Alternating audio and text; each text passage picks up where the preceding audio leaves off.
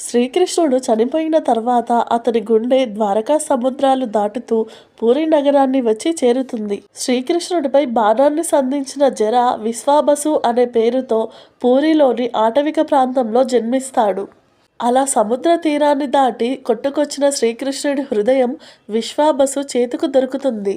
తనకు మాత్రమే తెలిసిన ఒక రహస్యమైన గుహలో కృష్ణుడి హృదయాన్ని పెట్టి నిత్యం పూజలు చేస్తూ ఉంటాడు. విశ్వావసు అక్కడి ఆటవిక ప్రాంతానికి రాజుగా ఉండేవాడు. తన వల్లే జగన్నాథ విగ్రహాలు సగంలో పూర్తి కాకుండా ఆగిపోయాయి అని బాధపడుతున్న ఇంద్రదుమ్యుడికి ఆ బ్రహ్మ పదార్థం విశ్వావసు దగ్గర ఉంది అని తెలుస్తుంది. ఆ బ్రహ్మ పదార్థాన్ని తీసుకువచ్చి జగన్నాథుడి చెంత చేర్చాలి అని అనుకుంటాడు. అప్పుడు ఇంద్రదుమ్యుడు విశ్వావసు కూతురిని పెళ్లి చేసుకోమని అతని ఒక అనుచరుడిని పంపిస్తాడు. విశ్వావసు కూతురికి వివాహమైన తర్వాత విశ్వావసు తన అల్లుడికి గంతలు కట్టి అడవి మార్గంలో ఒక గుహలో ఉన్న బ్రహ్మ పదార్థాన్ని చూపిస్తాడు. అది చూసిన అనుచరుడు వెంటనే ఇంద్రద్యుమ్నుడి దగ్గరికి వెళ్ళి అది ఎక్కడ ఉందో ఆ రాజుకు చెప్పేస్తాడు.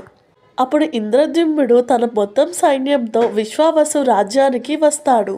అప్పుడు ఇంద్రద్యుమ్నుడు విశ్వావసుతో తనని ఆ గుహ దగ్గరికి తీసుకువెళ్ళమని ఆజ్ఞాపిస్తాడు.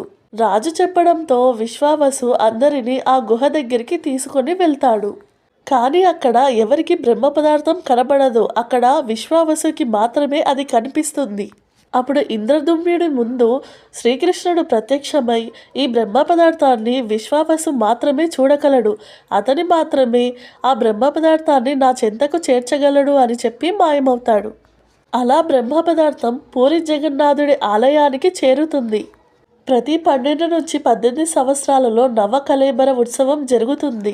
అంటే పూరి జగన్నాథుడి ఆలయంలో ఉన్న పాత విగ్రహాలను తీసి కొత్త విగ్రహాలను తయారు చేస్తారు.